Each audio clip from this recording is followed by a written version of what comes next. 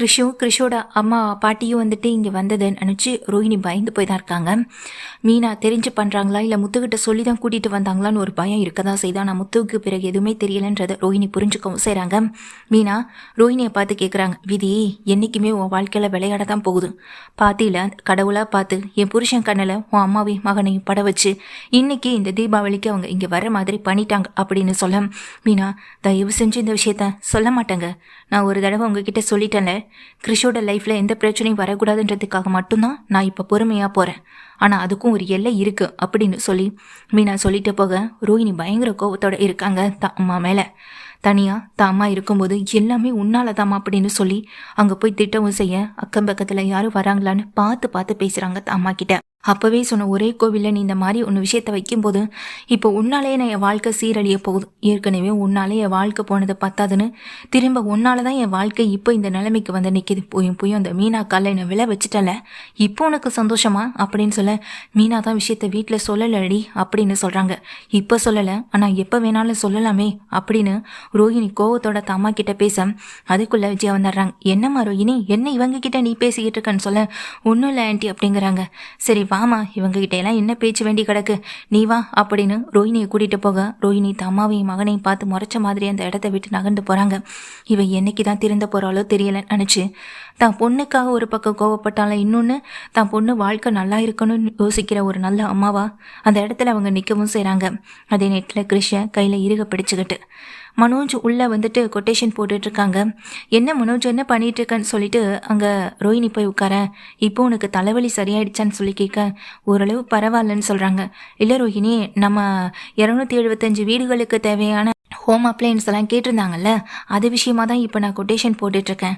எப்படியும் நம்மளுக்கு லாபம் கையில் 40 லட்ச ரூபா நிற்க போகுது. அது விஷயமா தான் இப்போ நான் எல்லாத்தையுமே ரெடி பண்ணிகிட்ருக்கேன்னு சொல்ல, ஆமாம் மனோஜ், எத்தனை வேணும், எத்தனை பொருட்கள் நம்ம கொண்டு போய் இறக்கணும்னு எல்லாத்தையுமே போட்டால் தானே சரியாக இருக்கும். பட் என்னால் இப்போ உனக்கு ஹெல்ப் பண்ண முடியலை, மைண்ட் கொஞ்சம் ரொம்ப டிஸ்டர்பன்ஸாக இருக்குன்னு சொல்ல, ஆமாம்மா, எல்லாருடைய மைண்டையும் டிஸ்டர்ப் பண்ணுறது இந்த முத்துவும் மீனாவும் தானே. பாத்தியில் இவங்க 2 பேரையும் எங்கே கொண்டு வந்து விட்டுருக்காங்கன்னு பாத்தியில் அப்படின்னு சொல்ல, விடு மனோஜ், அதை பற்றி எதுவுமே பேச வேணாம் விடுன்னு சொல்லிட்டு ரோஹிணி வந்துட்டு அங்கிருந்து கிளம்பி போக மனோஜ் எல்லா லிஸ்ட்டையும் எடுத்து ரெடி பண்ணி வச்சுட்டு அங்கிருந்து சாப்பிட போயிடுறாங்க. அந்த நேரத்தில் கிறிஷு வந்துட்டு அங்கே இருக்க சின்ன சின்ன பசங்களை எல்லாம் கூட்டிகிட்டு வந்து விளையாடவும் செய்கிறாங்க. முத்து எல்லாருமே விளையாடிக்கிட்டு இருக்கும் போது தான் கிறிஷ் அந்த ரூம்குள்ளே ஒளிய போகும்போது அங்கே இருக்க பேப்பர்ஸ் எல்லாம் பார்க்குறாங்க. அதை எல்லாத்தையுமே எடுத்துகிட்டு வந்துடுறாங்க. அவங்களுக்கு என்னன்னு கூட தெரியலை. எல்லாத்தையுமே ராக்கெட் விட்டு கசக்கி தூக்கி எறிஞ்சு இந்த மாதிரி அங்கே வந்திருக்க முத்து கூடவும் ரவி கூடவும் குட்டி குட்டி பசங்க கூடவும் பக்கத்தில் இருக்கவங்க கூட இங்கே கிருஷி விளையாடுறத பார்த்துக்கிட்டு இருக்காங்க விஜயாவும். இதுங்களுக்கு வேறு வேலையே இல்லை, வீட்டையெல்லாம் இப்படி குப்பை அடித்து வச்சுருக்கதே யார் பெருக்கிறதுன்னு சொல்ல, நீ தான் விஜயா அப்படின்னு சொல்கிறாங்க. நானா அப்படின்ற மாதிரி எங்கள் பாட்டியை பார்த்து கேட்க, ஆமாம், அந்த வீட்டில் ஏதாவது ஒரு வேலைன்னா மீனாவை சொல்கிறேன், எனக்கு நீ தானே மருமக, அப்போது நான் உங்ககிட்ட தான் வேலையை சொல்ல முடியும் அப்படின்னு சொல்ல, அத்தை இதெல்லாம் என்னால் செய்ய முடியாது அத்தை அப்படின்னு விஜயா சொல்ல, பின்ன வேறு யார் வந்து செய்கிறது அப்படின்னு பாட்டியும் திட்ட விஜயா ரொம்ப கோவத்தோடு இருக்காங்க. டேய் விளையாடுனதெல்லாம் போதும் போங்கடா, இன்னும் சின்ன பசங்களா நீங்கள் அப்படின்னு ரவியையும் முத்துவையும் பார்த்துட்டு, இங்கே பாட்டி ஊருக்கு வந்தால் தான் நாங்கள் சின்ன பசங்களாகவே விளையாடவே ஆரம்பிக்கிறோன்னு முத்து ரொம்ப சந்தோஷமாக ஆடுறாங்க. அப்போது ஒரு ராக்கெட் போயிட்டு அங்கே மனோஜ் தலையில் விழுக, டேய் அப்படின்னு ரொம்ப கோவத்தோட இங்கே மனோஜ் பார்த்துட்டு அதை எடுத்து பார்த்தா அதில் கொட்டேஷன் போட்டு வச்சிருந்த அந்த பெல் எல்லாமே இருக்குது. இதை பார்த்த உடனே மனோஜுக்கு பயங்கர கோவம் வந்துடுது. டே இதை யாருடா போய் ரூம்லேருந்து எடுத்துகிட்டு வந்ததுன்னு சொல்லிட்டு போய் கேட்குறாங்க. நான் தான் அங்கிள் அப்படின்னு அங்கே மனோஜ் பக்கத்தில் வந்து கிருஷ்ணன் சொல்ல, நீயா, நீ இதுக்கு அந்த ரூமுக்கு போன, அங்கே போய் இதுக்கு இதெல்லாம் எடுத்துகிட்டு வந்தேன்னு சொல்லிட்டு மனோஜ் கிருஷி அடிக்க கையை ஓங்குறாங்க. ஓங்குற கையை இருக்க பிடிச்ச இங்கே மீனா, சின்ன குழந்தைகிட்ட ஓ வீரப்பா கட்சி உனக்கு வெக்கமா இல்லையா அப்படின்னு சொல்லிங்க பேசும்போது ரோஹிணி எது பதிலுமே பேச முடியாமல் நிற்க, உனக்கெல்லாம் கொஞ்சம் கூட அசிங்கமால அப்படின்னு சொல்கிறாங்க.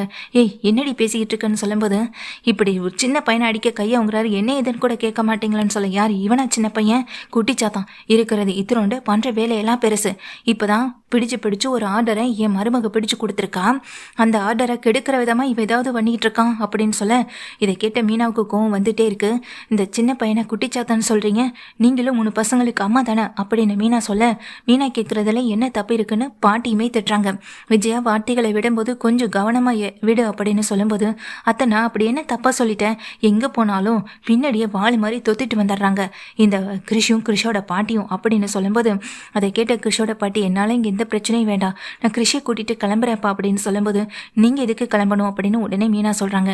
மீனா இப்படியெல்லாம் பேசுகிற ஆளு கிடையாதுன்னு முத்து திகச்சு போய் நிற்க, நீங்கள் ஒன்றும் இங்கே இருந்தெல்லாம் கிளம்ப வேண்டாம் அப்படின்னு சொல்லும்போது அங்கே நின்றுட்டுருக்க ரோஹிணியை பார்க்குறாங்க. என்னம்மா ரோஹிணி சும்மா நின்றுட்டுருக்க, எல்லாமே நீ கஷ்டப்பட்டு ஏற்பாடு பண்ணி கொடுத்தது இன்னைக்கு பாத்தியா, அவன் இங்கே மனோஜ் கஷ்டப்பட்டு பில்லு ரெடி பண்ணி வச்சுருந்தான், அதையெல்லாம் எடுத்து கசிக்கி வீணாக்கிட்டான், நீ எதையுமே கேட்க மாட்டேற அப்படின்னு சொல்ல. இல்லை ஆண்டி அப்படின்னு சொல்லும்போது அவங்க எப்படி கேட்பாங்கன்னு மீனா சொல்கிறாங்க. என்ன சொல்கிறேன்னு இங்கே மீனாவை பார்த்து இங்கே முத்துலேருந்து பாட்டிலேருந்து எல்லாமே கேட்க, இங்கே சொந்த மகனை பார்த்து யார் என்ன கேள்வி தான் கேட்பாங்க அப்படின்னு சொல்ல, என்னடி உளறிக்கிட்டு இருக்கன்னு சொல்ல. ஏன் ரோஹிணி, இங்கே மீனா வேற யாருக்குமே பதில் சொல்லலை. ரோஹிணிகிட்டே கேட்குறாங்க, ஏன் ரோஹிணி உங்களுக்காக நான் பொறுத்து அமைதியாக போகலான்னு தான் இருந்தேன், ஆனால் உங்கள் கண்ணு முன்னாடியே உங்கள் பையனை அடிக்கிறதுக்கு இவர் கை ஊங்குறாரு, ஆனால் உங்களுக்கும் உங்கள் வாழ்க்கை முக்கியம்னு ஒதுங்கி நிற்கிறீங்க.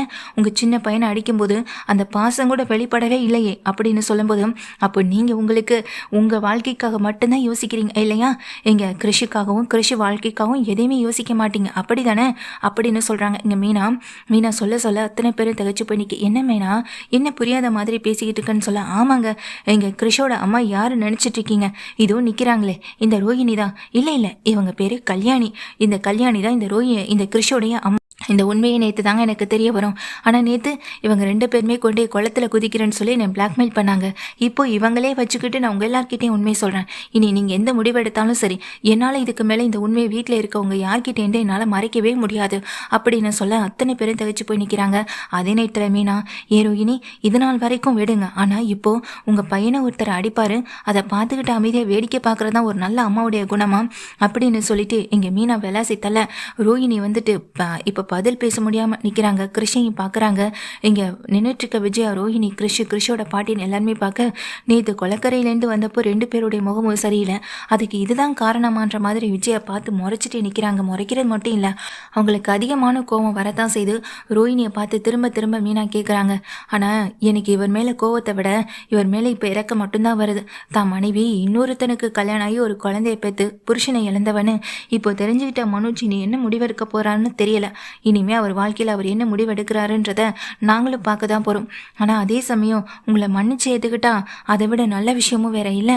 அதே நேரத்தில் உங்களை அவர் வாழ்க்கையிலேருந்து விரட்டி விட நினச்சாலும் அதை விட கெட்ட விஷயமும் எதுவும் இல்லை. ஏன்னா இப்போ கூட நான் யோசிக்கிற ஒரே ஒரு விஷயம் எங்கள் கிருஷிக்காக மட்டும்தான் மீனா சொல்கிறாங்க. மீனா சொன்ன அத்தனை விஷயங்களையும் குடும்பம் அத்தனையும் கேட்டு அதிர்ச்சியில் நிற்கிறாங்க. இங்கே மீனா வெளிப்படையாக இந்த விஷயத்த சொன்னதுக்கு காரணமே கிருஷியோட நலனுக்காக தான். இப்போவும் நான் சொல்கிறேன் ரோஹிணி, உங்கள் வாழ்க்கைக்காக யோசிக்காதீங்க. உங்கள் பையன் ஒரே ஒருத்தனுக்காக யோசிச்சு உங்க நல்ல முடிவை எடுங்க. ஏன்னா உண்மை தெரிஞ்சால் உங்களை இந்த வீட்டில் மற்றவங்க எப்படி நடத்துவாங்கன்னு கொஞ்சமாவது உங்களுக்கு தெரியும் இல்லையா? அப்படி இருந்தும் கூட நீங்கள் எதுக்காக இந்த வாழ்க்கைக்காக போராடுறீங்க அப்படின்றதான் எனக்கு புரியவே இல்லை. இப்போ வரைக்கும் உங்கள் அம்மா பாசத்துக்காக ஏங்கி தவிக்கிற உங்கள் பையனை பற்றி யோசிக்க மாட்டீங்க. பணத்துக்காக மட்டுமே யோசிச்சுட்டு இருக்க இவங்க 2 பேரையும் மாற்றி தான் அதிகமாக யோசிக்கிறீங்க. முதல்ல நீங்கள் மனுஷங்களை மதிங்க, பணத்தை மதிக்காதீங்க அப்படின்னு அங்கே ரோஹிணியை பார்த்து சொல்லவும் செய்கிறாங்க மீனா. உங்கள் மேலே கோவத்தை விட எனக்கு வருத்தம் தான் அதிகமாக இருக்குன்னு சொல்லிட்டு கிருஷை பிடிச்ச மாதிரி நிற்க கிருஷையும் பார்க்குறாங்க, அவங்க பாட்டியையும் பார்க்குறாங்க. அவங்க பாட்டி எதுவுமே பேசாமல் நிற்க முத்துலேருந்து ஏன் அண்ணாமலையிலேருந்து மீனா பேசின அத்தனை விஷயங்களையும் கேட்டு அத்தனை பேரும் ஆடி போய் தான் நிற்கிறாங்க. அதுவும் இல்லாமல் மீனா கோவத்தில் ரோஹிணி கண்ணத்தில் பல்லான்னு ஒரு அறையும் விட்டுறாங்க. என்ன காரணம்னா இந்த கிருஷை அடிக்க போனப்போ அமைதியாக பார்த்துக்கிட்டு இருந்ததுக்காக, தான் வாழ்க்கை தான் முக்கியம்னு சொல்லி நின்றுட்டு இருந்ததுக்காக, இதுக்காகவே தான் உண்மையை சொல்லியிருக்காங்க இப்போ மீனாவும்.